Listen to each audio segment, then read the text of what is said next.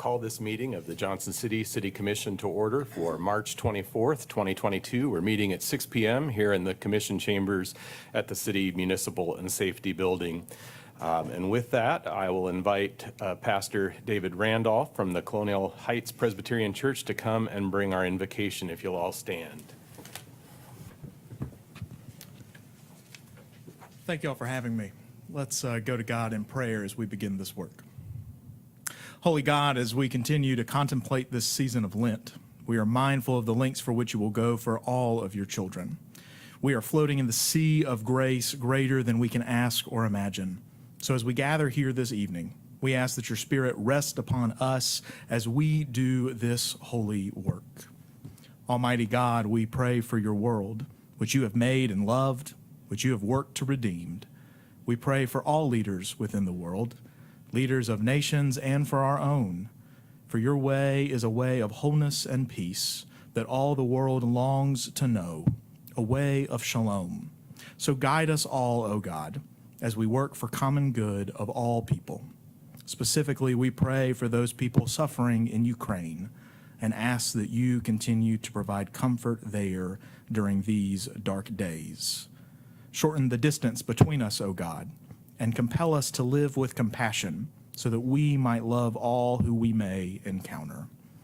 And likewise, we pray for this city where we live, for those in our midst who struggle with the strains of life. We offer our prayers for those who live with unemployment or underemployment, for those without adequate housing, for those who live with addiction or in fear, for those who wrestle with mental or emotional illness. We pray for victims of violence and for all those unnamed, known only to you.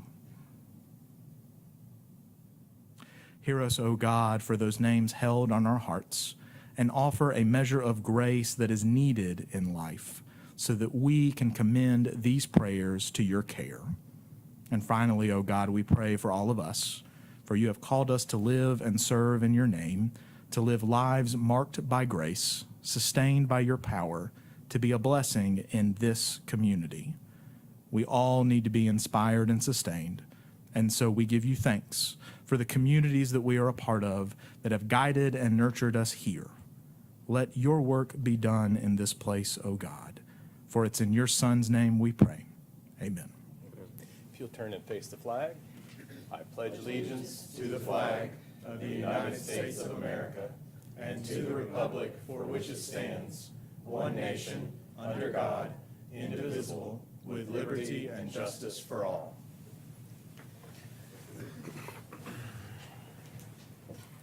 Commission, your next order of business is the consideration of the minutes for the meeting held on March 3rd, 2022.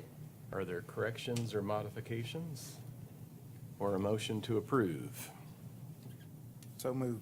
Commissioner Murphy, second Commissioner Hunter. If there's not objection, we'll call the roll. Commissioner Brock? Yes. Commissioner Hunter? Yes. Commissioner Murphy? Yes. Vice Mayor Fowler? I'm abstaining. I didn't stay for the end of the meeting.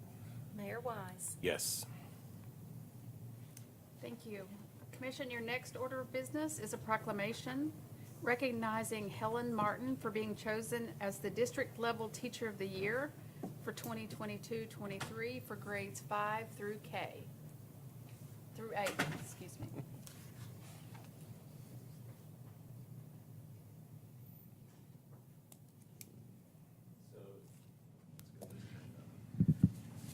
This is kind of a big deal because you are the first proclamation with the city's newly minted seal. So many more will follow, but you are the first. It's also significant because Ms. Martin is my son's teacher, so there's special recognition and special appreciation. So I'll read the proclamation.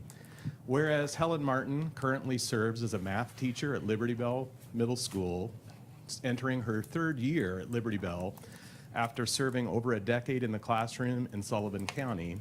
And whereas Helen Martin is a former pilot and engineer in the United States Air Force, where she graduated with a BS in 1990, before returning to school in 2012 to receive a master's in education from King University, and completing her education specialist in 2015 from Union College.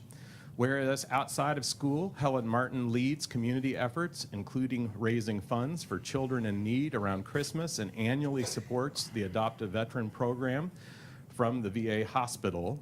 And whereas Helen Martin has an immediate impact on the students and faculty at Liberty Bell to help make it a school that everyone enjoys attending. And whereas every year, Johnson City Schools honor Building Teachers of the Year, with the nominees then reviewed by a district-wide committee that includes former Teachers of the Year and administrators. Whereas Helen Martin has been chosen as the district-level Teacher of the Year for 2022-2023 for grades 5 through 8, an honor recognizing her as a great role model for students and colleagues as she works to provide excellent education for Johnson City students. Now, what we've been waiting for. Now, therefore, be it resolved that the Johnson City Board of Commissioners officially congratulate Helen Martin for achieving this great honor and extends appreciation for her service and dedication to Johnson City students. So I give you that. Thank you very much.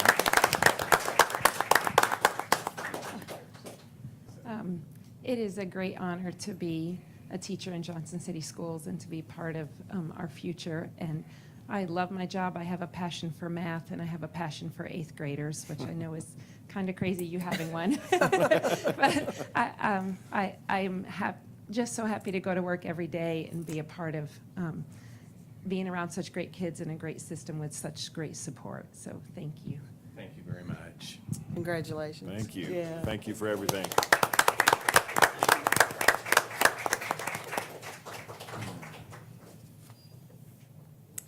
And Mayor, with your and the commission's approval, I would ask to move items 9.2 and 9.3 up in the agenda. Is there objection? If not, we'll so order. Thank you. Item 9.2 is to consider the approval of a resolution authorizing the Industrial Development Board of Johnson City, Tennessee to negotiate and accept payments in lieu of ad valorem taxes.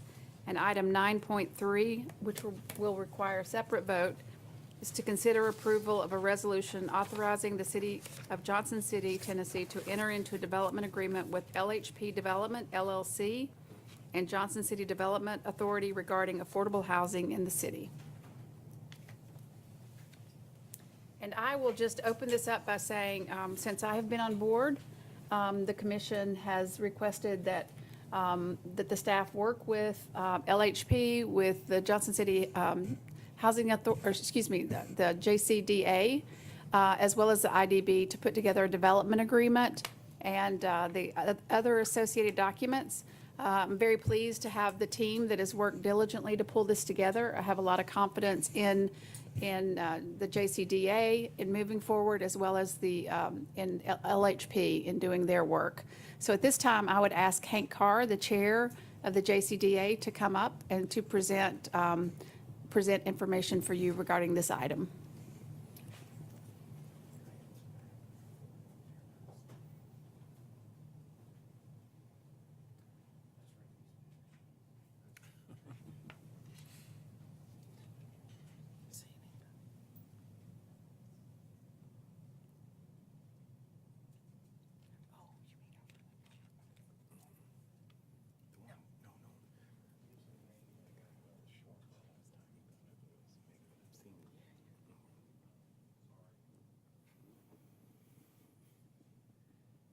All right.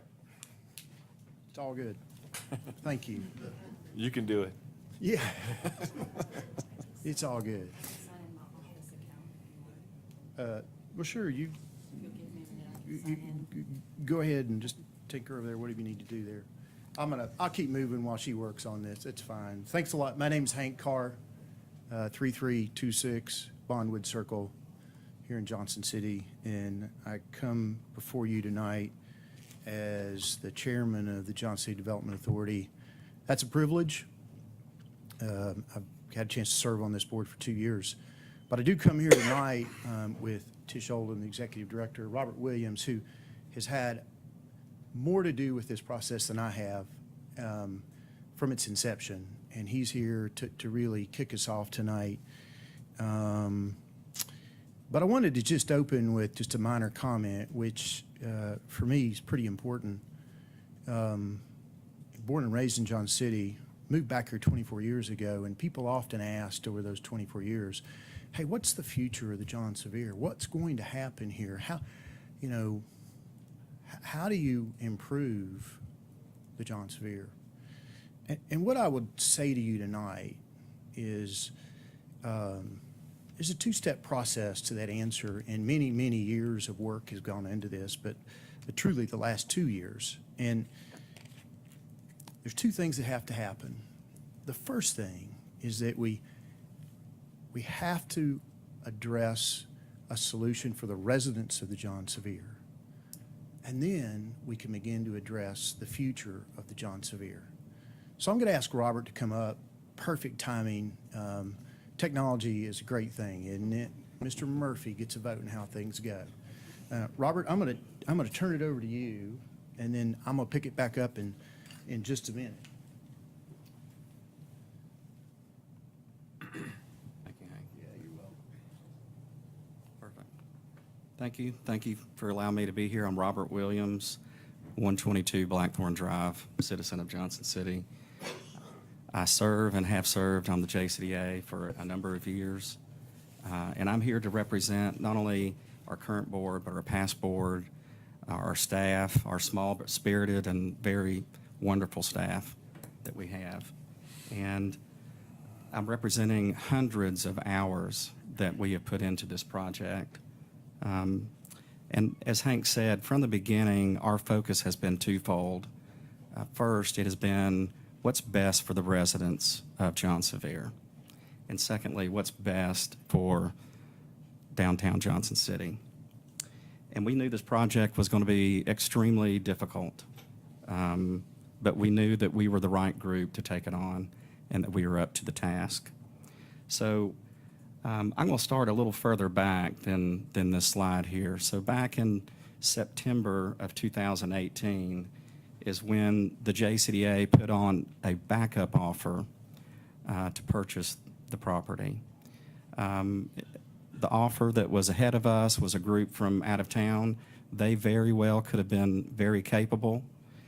They could have done a wonderful job, but they also could have done the bare minimum, and the John Sevier would have stayed the way that it has been for the next 30 years. And so we put in a backup offer, and we immediately went to work. So in October, we share some resources with the city, as you know, with Mark Mamatoff and Bassberry, who helped us write a contract.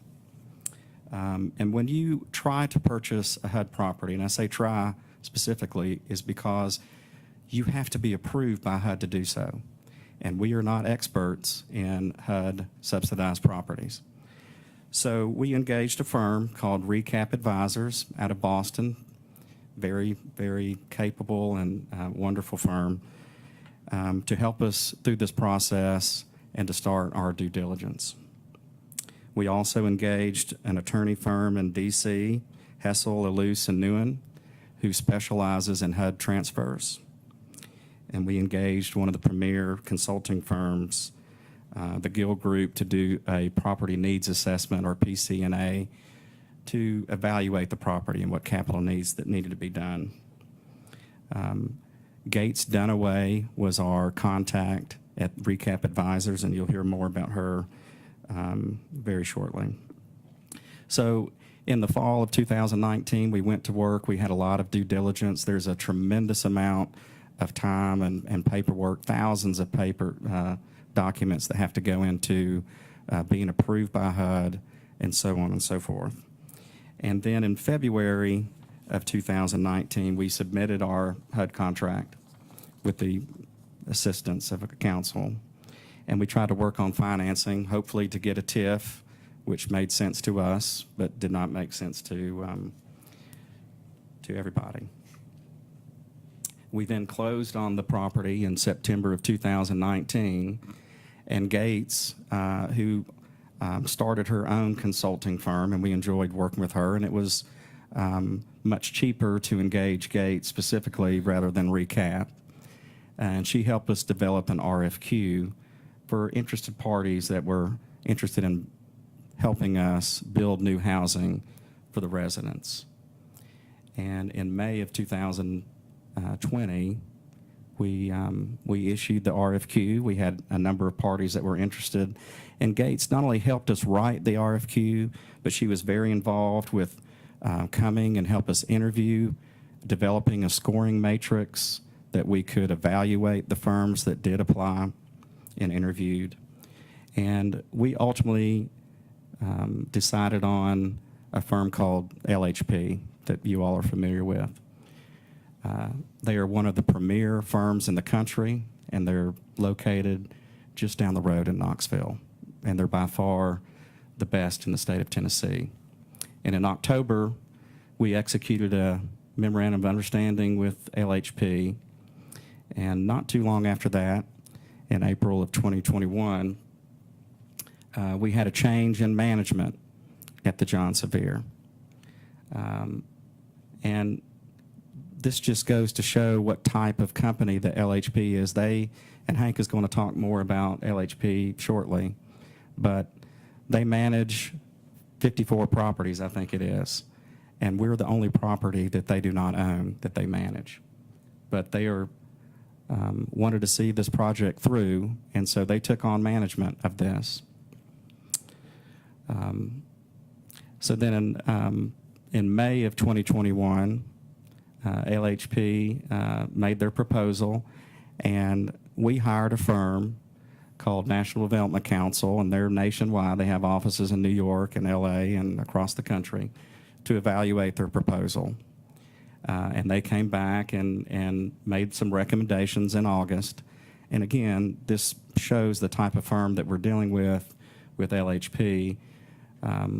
They accepted these changes, these recommendations that were made.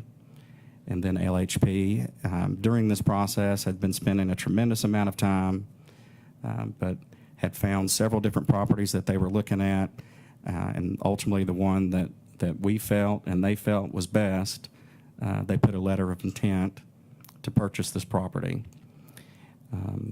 And then they submitted a revised development agreement to us. And then over the last 3 months, as you all know, LHP, the City of Johnson City, and the JCDA have collectively worked together to come up with the final development agreement, which we're presenting tonight. And so how do I move to the next slide here? Just click right. There we go. So this next slide is going to talk a little bit about the sources and uses of this project, the costs and the funding. And I'll start with the uses. You can see that the site acquisition and infrastructure is about $3.4 million. The vertical construction is about $21.6 million. They do have some reserve funds and a developer fee, which they reduced to make the project work for us and for the citizens and the residents of the John Sevier. And then you can see that the soft costs are about $4.3 million. Now, the funding that they're looking for is a HUD 221D loan in the tune of $2.6 million. They are going to have a tax credit project, which is very common in these multifamily projects. And the ask tonight, as you all are aware, is for the $5.9 million through an IDB loan. We feel that we have come with the best possible proposal for you, and that's why we're here tonight. And so I'm going to turn it back over to Hank, and then at the end, if there are any questions, I'll do my best to answer anything that I can. So thank you. Thank you, Robert. So I think there's two fundamental questions that we would like to address tonight. The first one is, why would you support the project? Why would you vote yes for this project? And I thought about this from my perspective. I just need everybody to remember that no matter what we do tonight, the JCDA is committed to running the John Sevier through 2033 if we don't have another developer or another set of replacement housing. That's our commitment to HUD, and it's not something you can cancel. You can't scale it back. You made a promise when you bought it, and they will hold your feet to that fire, or they will come in and manage it for you. And the folks from LHP can address that if you want to answer those questions. It's 98 years old, and it's loaded with deferred maintenance. Not just from the recent 10 years, but it's we all know its history. And the JCDA's put $400,000 in it of our money since we bought it. And that's not going to end. That's today. It's going to keep going. When you look at the complexity of the project, it's incredibly complex, okay? Operational costs just keep going up, and that's the economy in general, and it's no different here, but the age of the building is hitting us here.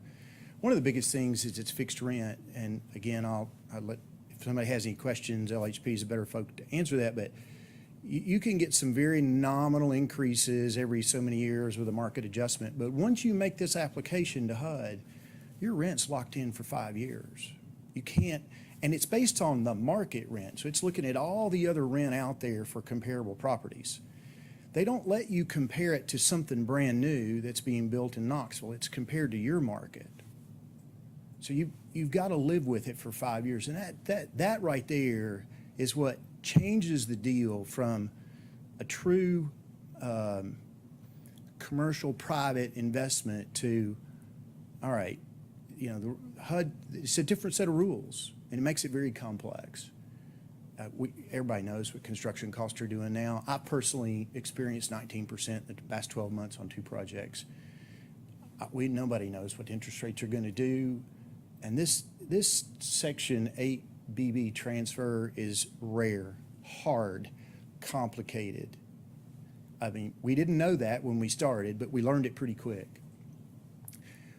Even the tax credit financing is becoming harder and harder and more competitive, okay? So we've got hurdles to clear here. But the real reason to support this is to invest first in the people of downtown, the residents of the John Sevier, and then ultimately in the investment in our community in downtown. And your investment is going to get returned to you. It's not a one-time expense. It gets returned. It's going to take a while. The reasons to choose LHP, and Robert just said it, these guys have partnered with us. They've been at it for 44 years. They're a Tennessee company. This is what they do. 103 multifamily, elderly or family projects that they've completed. They got the track record. They know how to do it. They own 54 properties and 8,000 units. This is the only one they don't manage, as Robert mentioned. They participated in a public RFQ process. They played by the rules. They did everything we asked. And they've been pretty patient. There's a couple of times when I think they were about frustrated with us, but we had to go and do our homework. Robert talked about bottom of the list, National Development Council. When we first got that proposal from them, we're like, this is over our head. We got to get somebody to help us understand it. We hired a group that knows what they're doing, and I give a lot of credit to our executive director at the time. Went out, found these folks, and did her homework.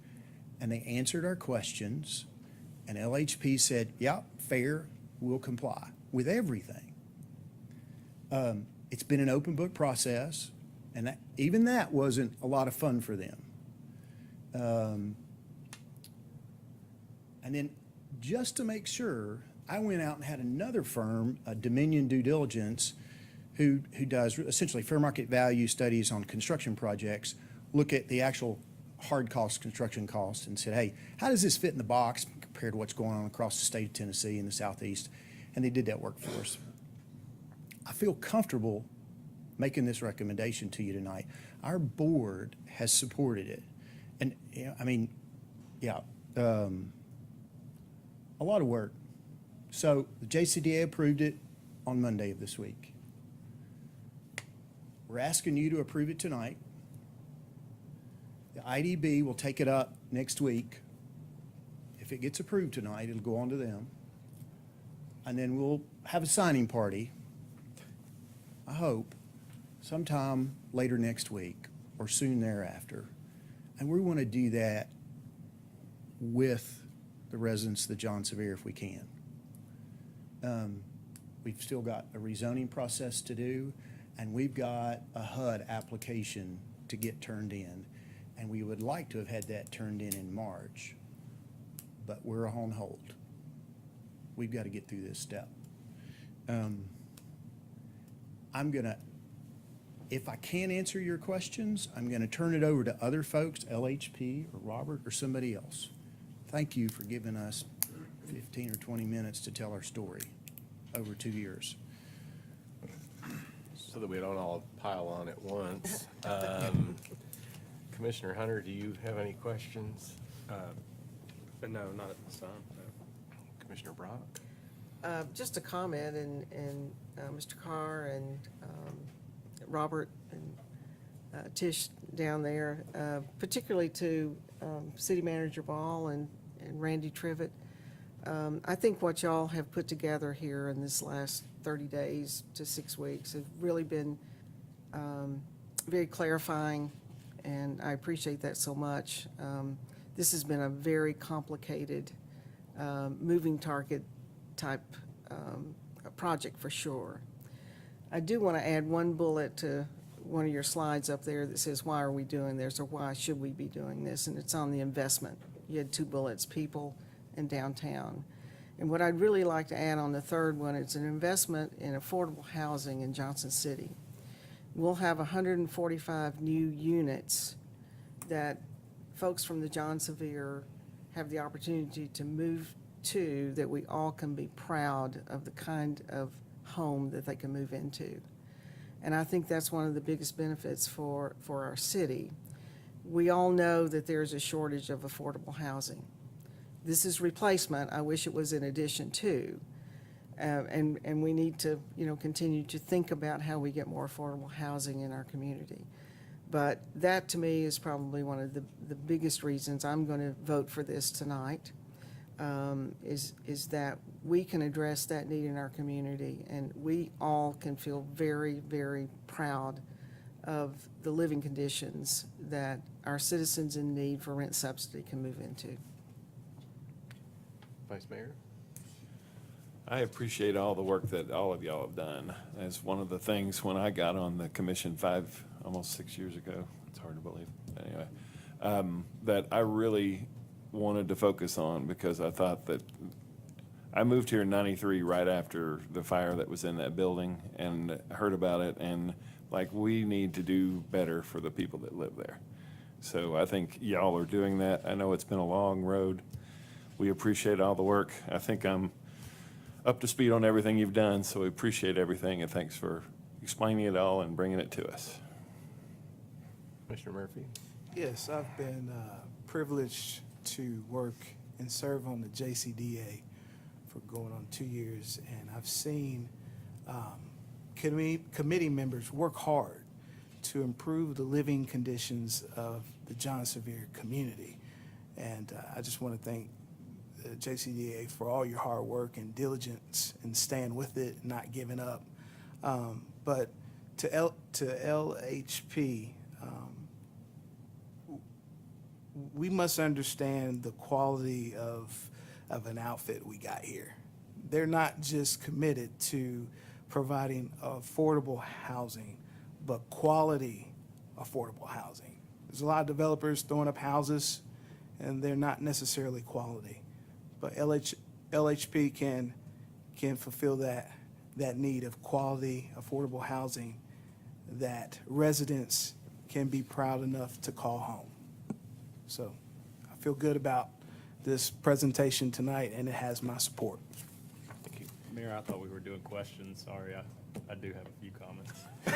Sorry, you had your chance. Too late. Okay, Commissioner Hunter. During my 4 years here on the commission, I think one of the things that we've talked about and consistently look for are transformational projects. And we spent time in a workshop today to also talking about this, but also how to use the ARPA funding and how it can be transformational. And one of the things that I think is so amazing about this project is that it's really a rising tide project, because it doesn't just benefit one sector or one group of people in the city. It affects the whole city in a great positive way. And the benefit of the project, well, it's really two projects, being able to get new affordable housing that is adequate for people in place, and then, what could become of downtown with the John Sevier being repurposed at some point in time, are both things that'll make great benefit for our city as a whole. So I do appreciate all your all's work, and Robert, and you've spent a lot of time as a past chair, and Hank, and everybody that served on the JCDA to this point. Yeah, I'd like to just mention three other names.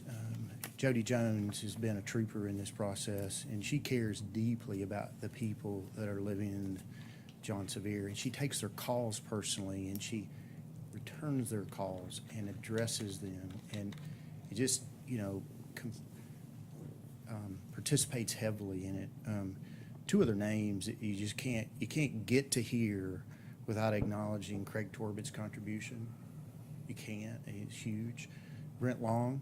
The list is long, and but those two folks and Diana Cantler, they did a great job to get us here.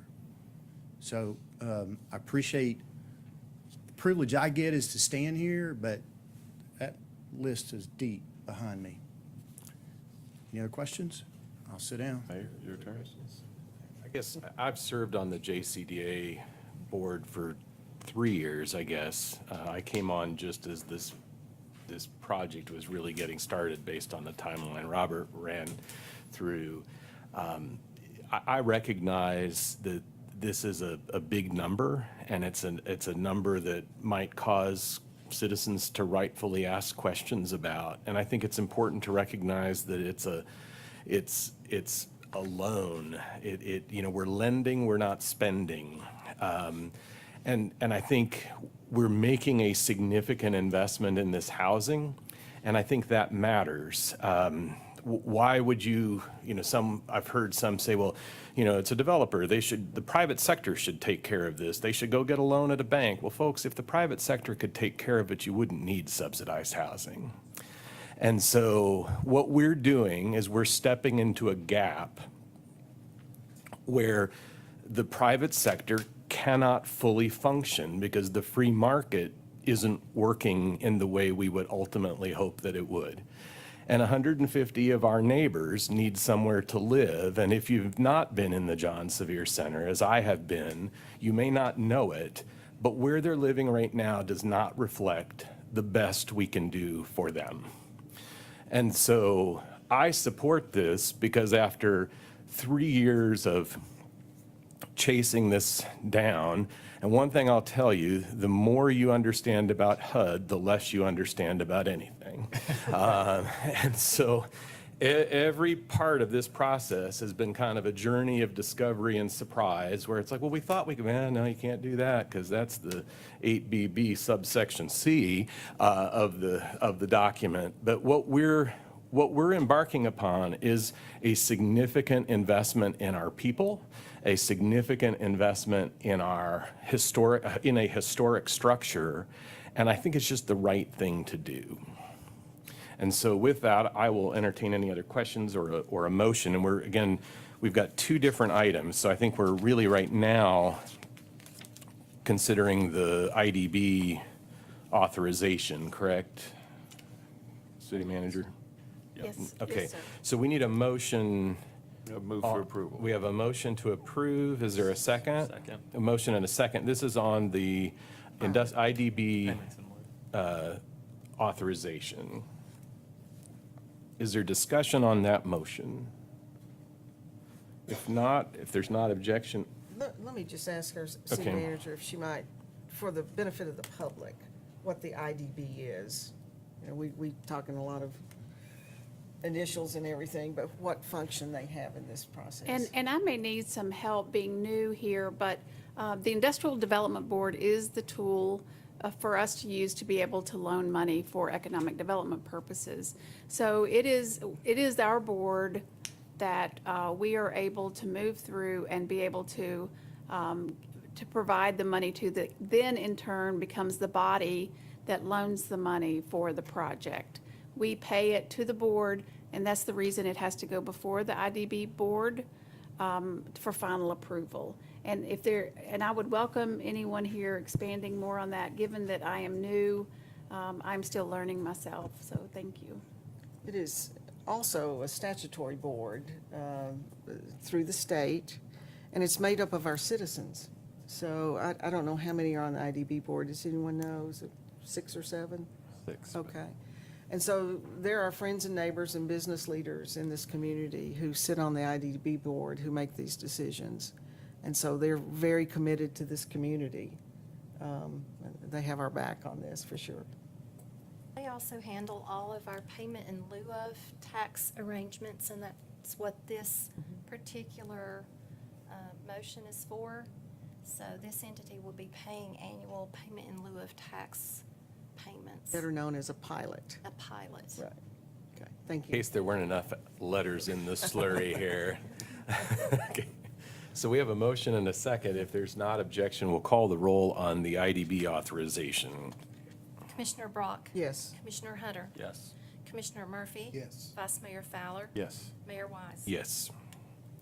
So that brings us to the second part of this item, which is the approval of the resolution authorizing the city of Johnson City into entering into the development agreement with LHP. So moved. We have a motion and a second from the vice mayor.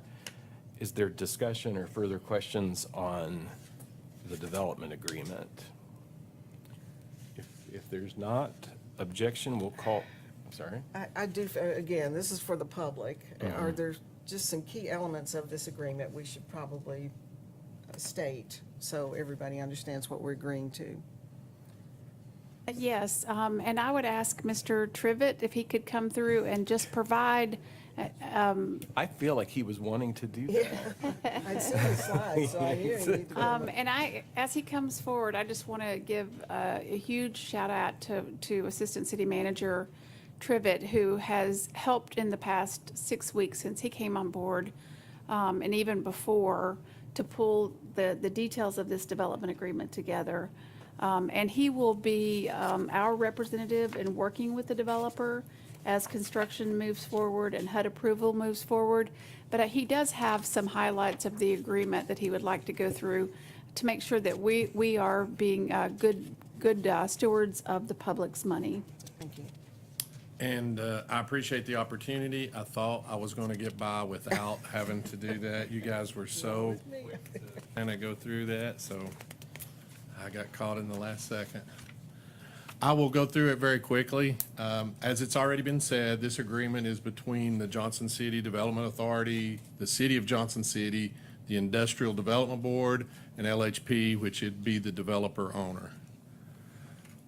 This provides for about 145 new units of affordable housing at a cost of about $31 million on 20 acres in South Johnson City.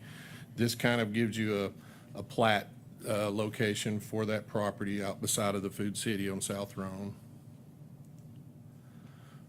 So parts of this summary, this is a pretty lengthy document with this agreement. So parts of the summary of this is responsibilities for each of those entities that are contracted into this agreement. So the developer owner is going to apply for low-income housing tax credits. They're going to also make application for issuance of a tax-exempt bonds for the financing of this project, and also arrange for any other required sources of funding for the completion of the project. So it's a $31 million project. The city's been asked to put nearly $6 million through the IDB as a loan to help fund and offset the cost of that. The developer will also apply to HUD for the transfer and assignment of the housing assistance payments, which this is a very integral part of this agreement because the housing assistance payments are already assigned to John Sevier Center. downtown, so that's got to be transferred and reassigned to the new project that'll be developed on South Rome. The city agrees to finalize a loan agreement with the IDB, which is what you guys are considering tonight, which will provide nearly $6 million for the purposes of economic development. One of the things I really want to point out in this is the IDB is organized and set up in accordance with Tennessee code that gives us the statutory authority to do this project this way, to provide them the money so that they can loan it to the developer. So everything is according to Tennessee code and to Tennessee statutes. The developer will have to initiate an advance once this loan goes through in order to purchase the land. And then this is an important part of the loan too, is once the land's purchased, then the construction, there's applications that's going to be made, so it'll take over a year for that to get taken care of. But the rest of the loan will not be dispersed except as applied for through applications of payment based on a percentage of construction completion. The loan will have an interest rate at the lowest applicable federal rate in effect at the time that we purchase and close on the land. The repayment of the terms is that it's based on available net cash flow for the owner or developer in excess of $100,000 in any calendar year. And once that trigger hits of $100,000 in net cash flow, they will provide 25% of above that as payment to the debt service. Now, that probably will not take place because of, as they described, how the rates will freeze once the application's made. So that'll be for 5 years. So you'll probably not see that excess of $100,000 in net cash flow till after that 5-year period. When you say rates, you're talking about the rent. The rents, For the yes. apartments are going to be static for 5 years. Correct. Based on what HUD sets in year one. Correct. Now, one of the other things to point out in that is when you start talking about after that 5 years, they can apply for rate increases, but that still does not impact the residents of that. That's mostly a rate increase that HUD would support and supply. In the event that there's this is a very complex project, has been described. So if there is a problem with getting the HAP contract assigned, or the project does not receive multifamily tax exempt bond authority, any of those things that take place that could kill the deal, or basically not be able to proceed ahead with the funding for this project, then the note that's been loaned on the land purchase would be due and repayable in full, or at the discretion or at the approval of the city and the IDB, the developer can continue to make interest and principal payments back to the city, and within 5 years of the date of this agreement, enter into an agreement to build affordable housing on the site. The payment in lieu of taxes, the pilot, it's pretty standard of what we normally do. What will happen, the owner of the property will convey the property to IDB, so they'll be the property owner, and in turn, they'll lease that back to the developer and the owner. And then so that'll be in exchange for pilot payments. Those pilot will set up for a 20-year term, plus reasonable construction, not to exceed 3 years. And the annual pilot payment will be $30,000 per year with increases of 2% each calendar year. And then the pilot payment made prior to the completion of the construction or of the new project will be equal to the property taxes payable for the tax year 2022. And so those haven't went out yet, but for 2021, the taxes were $3,529 for the city, $4,386 for the county, so just under $8,000 is what we're currently getting on the property. So during construction, that's what we'll get as a pilot payment. That was quick. You guys are shocked that I got done that quick, too. So are there questions for Mr. Trivett? Thank you very Thank you. much. That was very Thank clear. you. Yeah. Thank you. We have a motion and a second. Is there further discussion or question? If not, we'll call the roll. Commissioner Brock? Yes. Commissioner Hunter? Yes. Commissioner Murphy? Yes. Vice Mayor Fowler? Yes. Mayor Wise? Yes. Thank y'all. Appreciate you very much. Thank you. Thank you. Commissioners, I appreciate you taking that out of order. The next item for consideration is consideration of the consent agenda. All right. Eeny, meeny, Commissioner Hunter, what would you have to pull? I'm good. I don't have anything to pull. Okay, Commissioner Brock?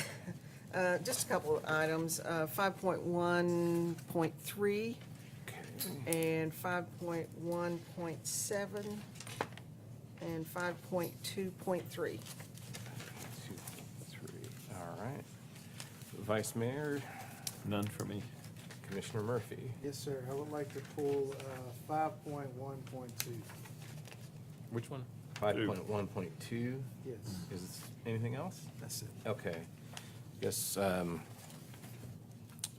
Ms. Ball, we'll start with Commissioner Murphy's 5.1.2, consider approval to accept the Edward Byrne Memorial Justice Assistant Program. And yes, I think Chief Turner is here and can address any questions associated with that. Commissioner Murphy, what are your Yes, sir. questions? So, what I'm looking for is more explanation as to what are you wanting to accomplish with this grant?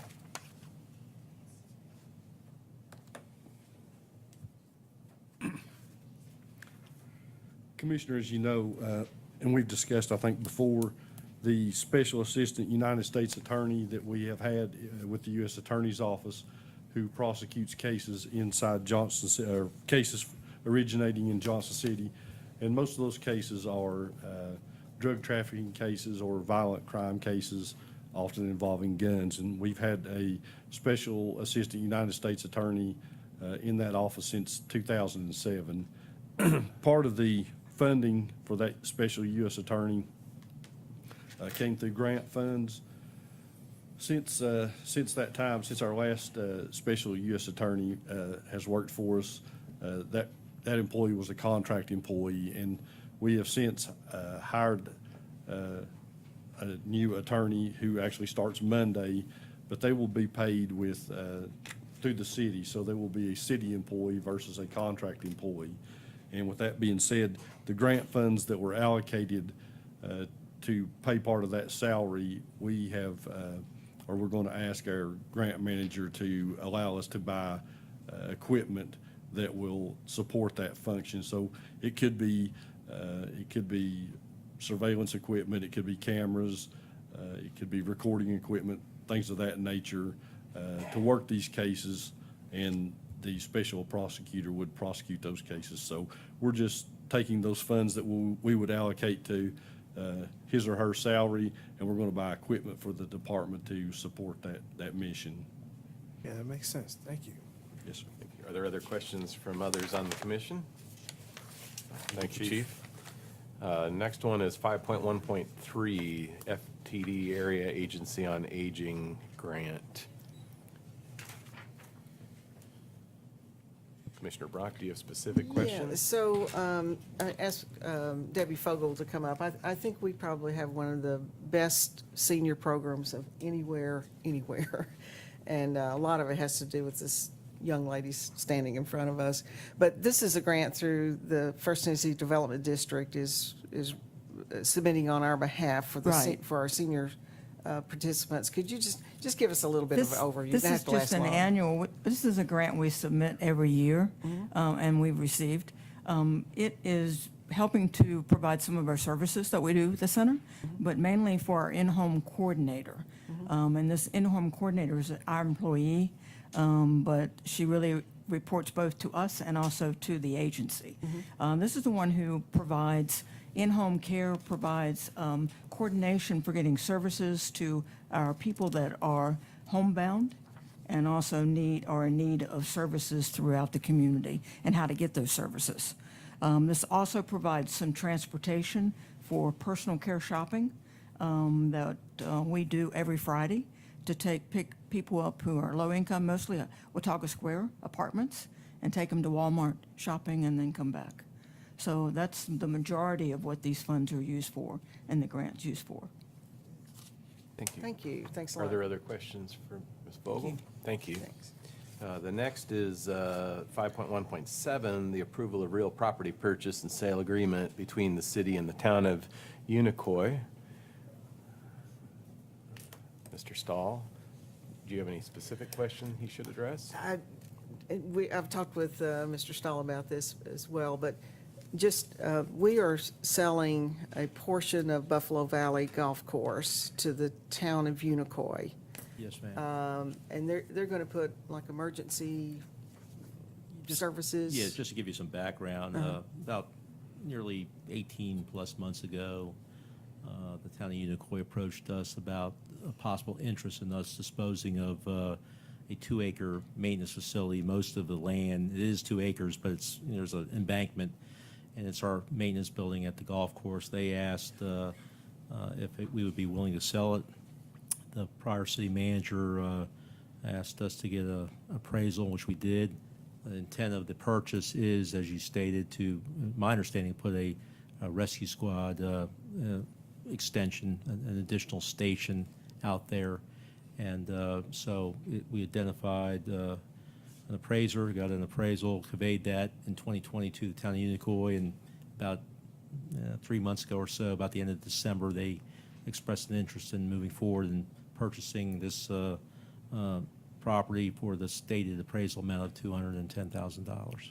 And we agreed to sell it at the appraisal rate instead of rate. market. Right. No, level, and which just to would- let you know, I mean, normally our process is typically, if you all wanted to dispose of property in the city, we typically would either do a sealed bid or a request for proposals.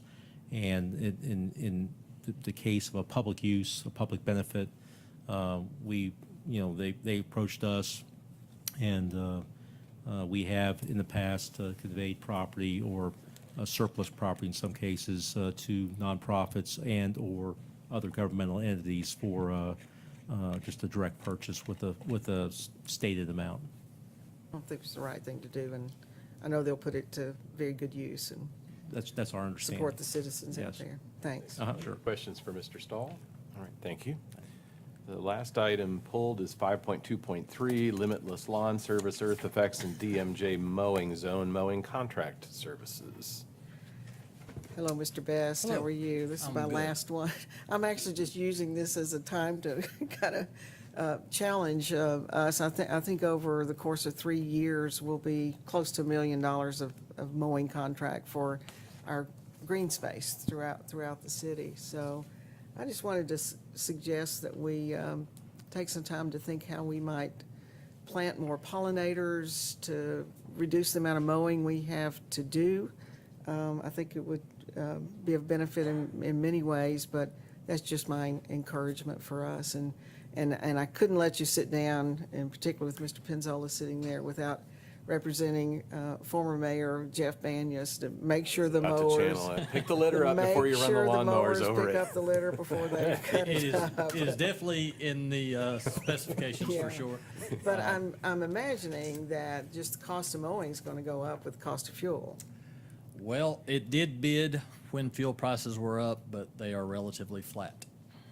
So, and The they're. bids are flat. The bids were flat. Oh, They I have thought not- you were saying No. gas. I wanted to know where that was. No, My- the I mean, the my bids were car's very empty similar right now. or in the same line as they were from 2018. Really? Yeah. Okay. But we did speak about that in the pre-bid meeting. We said, they were asked about that, and we said, well, bid with what you know the prices are now. Right, okay.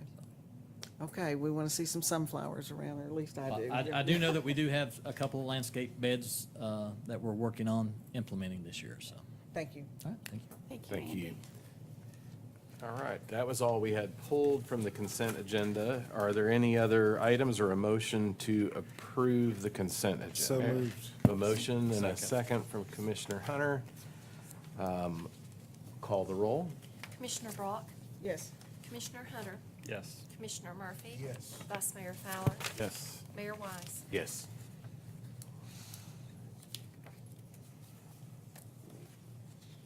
Thank you, Commissioners. Our next order of business is our ordinances. We have first readings.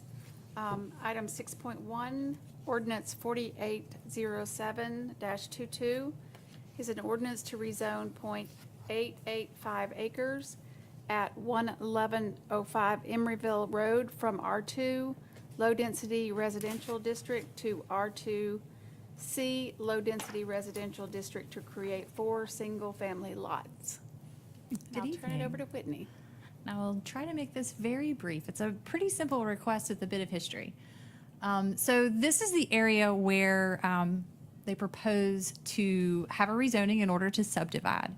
The parcel was originally a larger parcel, and they've made some changes, but they want to do 4 single-family lots whose average lot width is 64 feet and lot size is 9,600 square feet.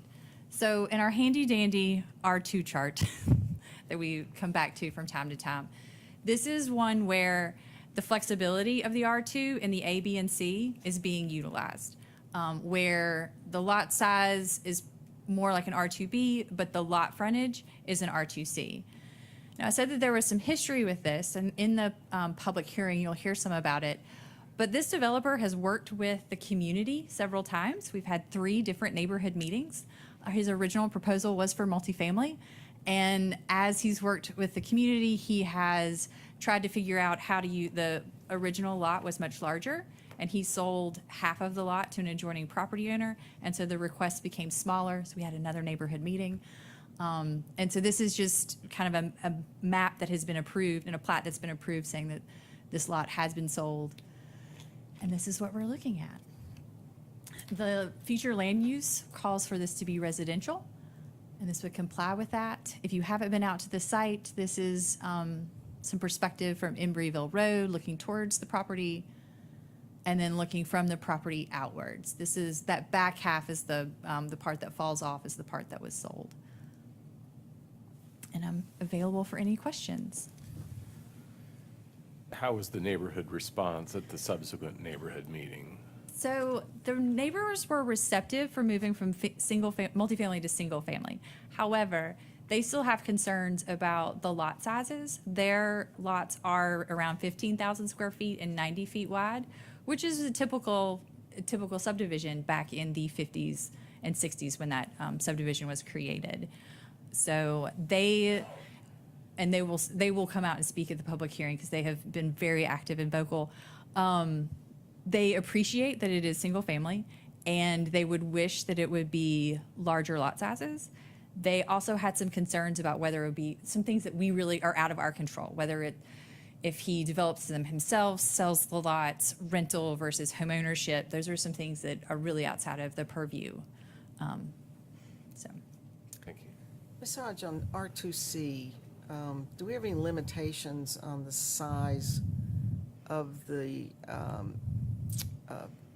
house that goes on R2C? No, we don't. The only thing that we have as far as size would be lot coverage. You really cannot, in kind of a legal standpoint, dictate the size of someone's house other than the lot coverage says that it can't be so much of the lot, and it's 35%, I believe. Yeah, and that's really what I was getting Yeah. to, but it also could include a second story. Yes. Other questions for staff? I was going to make a motion. Okay, well, make a motion away. I'd like to motion for approval. Okay, we have a motion to approve on first reading. Is there a second? Second. We have a second from Commissioner Murphy. If there's not objection, we'll call the roll. Commissioner Brock, Yes. Commissioner Hunter, Yes. Commissioner Murphy, Yes. Vice Mayor Fowler, Yes. Mayor Wise. Yes. And we will have public input at next meeting. And the public input will be April 7th. Okay. Thank you, Whitney. Commission, the next order of business is Ordinance 4805-22. This is the first reading. It's an ordinance to rezone an unnumbered parcel at the northeast corner of South Roan and University Parkway from R1 Low Density Residential District to PB Planned Business District and R4 Medium Density Residential District. Peyton? Hi, good evening, Commissioners. In front of you, I have a request to rezone this unnumbered parcel. This is the corner of East Highland and South Roan. The entire parcel actually also is on the corner of University and South Roan. And their request is to extend this existing planned business district just a little bit and to rezone this R1 to R4, which would match the surrounding area. Now, the plan after this is to create a total of 3 lots. 2 of them are going to be business, and 1 is going to be residential. So it's going to look like this on this end. And the tenant for this parcel is undecided at the moment, but whatever it is will comply with the PB zoning standards. And the concept plan shows a townhomes facing East Highland on this end piece. So what you're seeing is 3 townhomes that actually access on South Roan at this point right here. There will be no access off of East Highland, vehicular-wise, and they'll all come in right here. Now, I want to go ahead and talk about this access point right here. This is going to be at the top of the hill. The applicant worked really hard with staff to find an appropriate site distance for this site. So what's going to happen is this is a right in, right out that accesses the commercial spots. But this all access point at the top of the hill with the better site distance where you can turn left to get back onto University is going to access all 3 of the lots as well. And staff is in favor of this because in order for this lot to develop residentially with an access onto South Roan and being next to 2 commercial places, it just makes more sense for it to be a little bit more dense, but not too dense so it still fits in character with the surrounding area. Here are some pictures of the property. And again, this whole property is 1 parcel, but in the future, with the concept plan, it will be required to be subdivided. There were 2 neighborhood meetings because this application has been through several iterations. Again, there was lots of work on behalf of the applicant and staff, and even some involvement of TDOT to try to figure out where this entrance point should be located. The Planning Commission recommended approval by a vote of 6-0 at the most recent meeting, March, and staff recommends approval. That's a much better plan now. I was on the Planning Commission when we first started hearing this. Yes, and ma'am, so, absolutely. Yeah, I saw a move for approval. Are there other questions for staff? Yeah, I had questions. So the residential piece, you're saying there wasn't ability for there to be access from Highland versus onto Roan Street, or? I mean, theoretically, there could have been access onto East Highland. I think it just works out better for all parties that the townhomes have access onto, because the way the space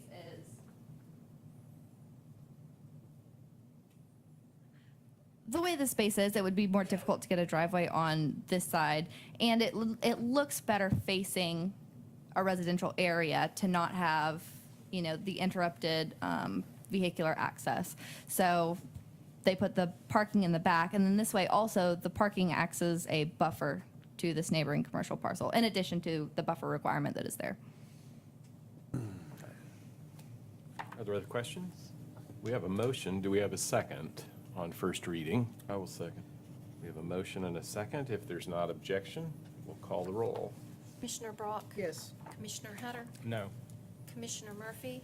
No. Vice Mayor Fowler? Yes. Mayor Wise? Yes.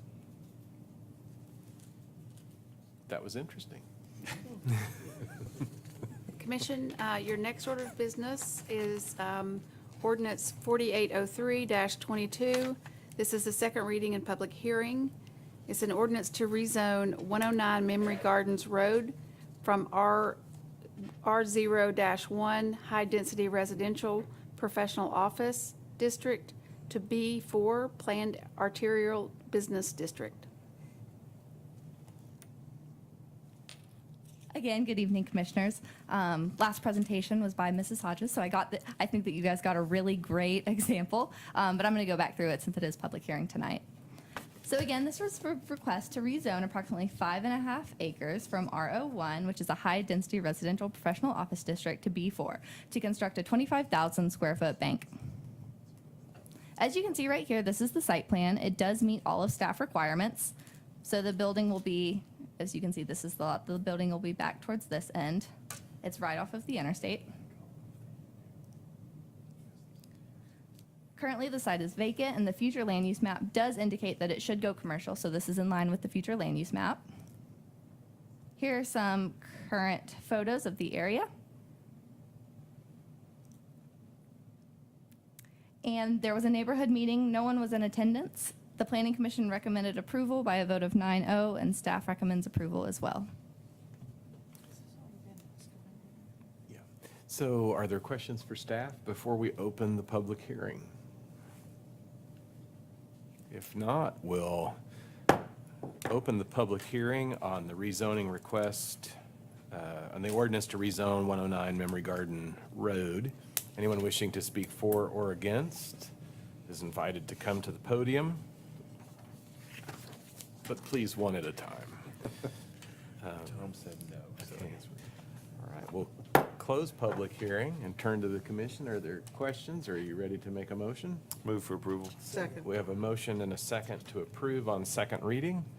If there's not objection, we'll call the roll. Commissioner Brock? Yes. Commissioner Hunter? Yes. Commissioner Murphy? Vice Mayor Fowler? Yes.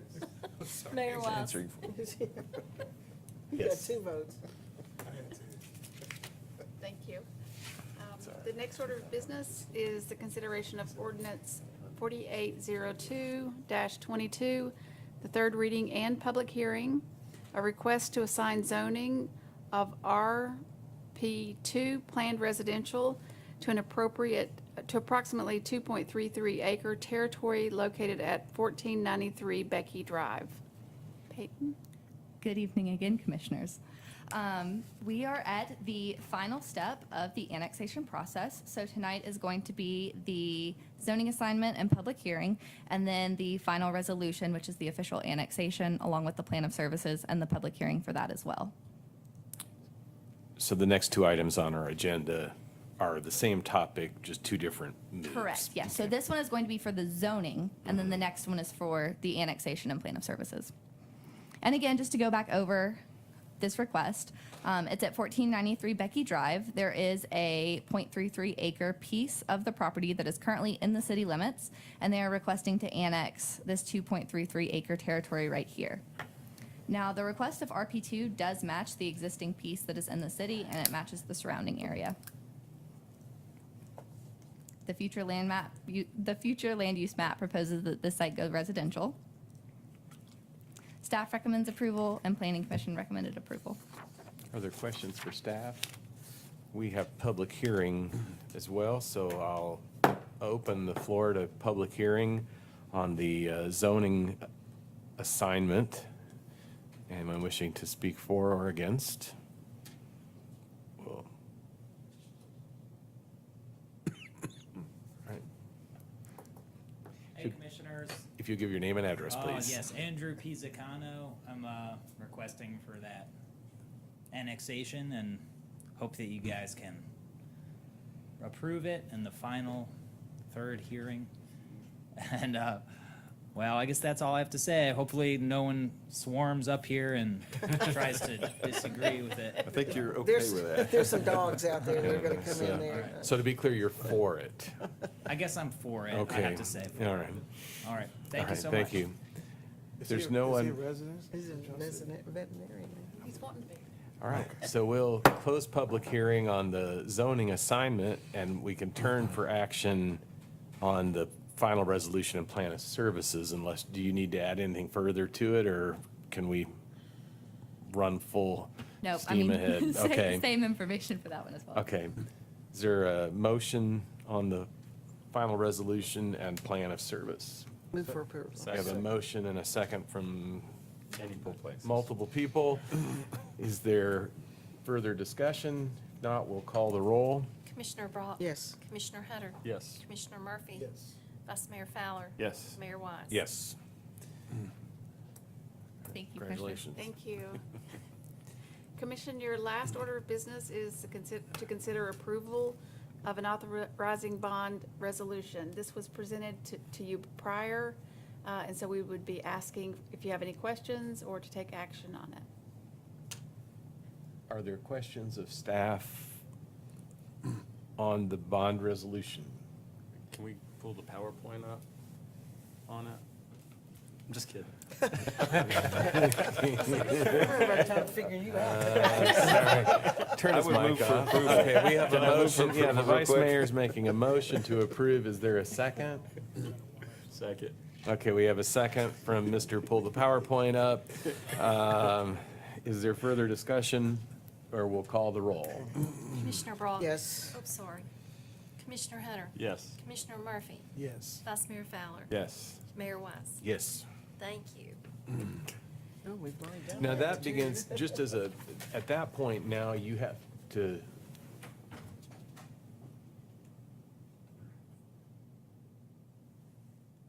Did we approve the plan of services? Do two of them on this, is what I think he's saying, separately. Do we vote? yeah, we did both. I don't think we did the plan of services. Yes, we did. Yeah, you called both of them. I called Yeah. both of them. Yeah, making sure. Got one. Yeah, they were, Yeah, they were called Together. separately. I only have action on one. That's what I think too. He- Okay, He so we- listed them both. But we did, No, but we didn't do them We separately. did them separately. Yeah, yeah. I don't think so. I didn't think we I'm voted voting no, we separately. did. I don't have it. Well, we can do it. So we need to go back to 8.1. okay, thank you. Okay, so we're back on 8.1. 8.1. We did 8.2, but we didn't do 8.1, or? No, we did 8.1. definitely did on the zoning application. I think it's plan of services. I'm, Now we just, we had a motion and a Correct. second and didn't do a vote on 8.2, no, or we we? voted. We didn't take action on the plan of them services and both final together. resolution. So we're doing 8.1, because we didn't do it. I move to approve 8.1, the plan of services for. I think we did approve 8.1. 8.2 is what we need to take action on. Okay. Okay, let's do 8.2 then. Move approval. I have a Second. motion to approve in a second, and we'll call the roll. Interesting. I feel certain we did both And was of that these. okay to combine the public hearings for both of those? Yeah. Okay. Sorry. We have a Commissioner- second on this. Okay, Do you have a second? Yes. Commissioner Brock? Yes. Commissioner Hunter? Yes. Commissioner Murphy? Yes. Vice Mayor Fowler? Yes. Mayor Wise? yes. Now we are good. Sorry for the suspense. Want to make sure we get it done before you Okay. leave. You can go back and look at the tape. We're Okay. Well, I didn't call roll on but one, so. Okay. So we did twice now, But we'll check so the it's tape. good. We're all done. 9.1. We did. So, thank you. I think the mayor's looking at me because we are under Information. city manager's report. And a huge, again, shout out to city staff for catching us. I appreciate Charlie running in at the last moment to kind of help us as well. So, well, I have to say that I feel extremely blessed and honored. I'm serving past my third month with the city of Johnson City, and it has been tremendous. Again, I would just say, working with the staff here at the city has been incredible. I feel like we have been able to accomplish quite a lot in the 3 months. I did want to point out a few things. I wanted to say a huge shout out to our fire department. Yesterday, they were accredited as a accrediting agency for a fire department, which was a 5-year effort on their part to be able to do that. I was fortunate enough to be in Orlando with them and realize the significance and the work that they had put into making that happen. So I'm extremely proud of them. I will ask you all to recognize them at your April 21st meeting. I am also very, very happy, and I think we have seen the rewards of having Mr. Trivett as our Assistant City Manager. A huge shout out to him. I also am very appreciative of having made some significant staffing changes with Keisha Shaun in Director of Public Affairs. We will be working in the next 2 weeks to do interviews and hire a permanent fire chief. So we'll be moving forward on that. The other thing I want to acknowledge is that I have had the opportunity to meet with a lot of folks in this community. And in every case, they have been so encouraging to me, so supportive, and so appreciative of me, making me really understand that I am in the right place at the right time. So I can't say enough for those folks who have welcomed me in this community. who've helped educate me, as tonight demonstrates. I still have a lot to learn, but I am really enjoying being here. I'm proud to announce that we have received the $5 million in the bank for the Ash Street Courthouse. Thank you, Mr. Trivett, for the work on that. So that is a job well done. I'm really pleased for our community and for the residents of John Sevier on the action that you've taken tonight. It makes me, again, really proud to see this community step up and do what's right. The West Walnut Street is proceeding along. I know that it has been an inconvenience to a lot of folks who are doing business in the area. We are moving on schedule with that project, and we'll continue to work with the businesses along that area to get it completed on time and under budget. A big thank you to Janet for her work on the bond issuance. You will see a lot of projects moving forward in the future as a result of making that money available and making improvements to infrastructure. I will continue to focus and monitor the growth that's happening in our community. It's an exciting thing to see happen, but it can also change the character of our community if we don't watch it very carefully. So I will continue to work on that. And again, I thank you for allowing me this privilege in serving this community. Congratulations to the fire department and that accomplishment. Turn to the commission. Commissioner Murphy, do you have anything to share before we adjourn? Yes, thank you, Kathy, for your hard work and the staff of the city of Johnson City. But speaking of fire department, I want us to continue to pray for and with and support the family of the late driver engineer Wayne Buckles, who passed away a week or so ago. And so he worked hard. We loved him, and we're going to miss him. Vice Mayor? I want to thank our new city manager for all she's been doing.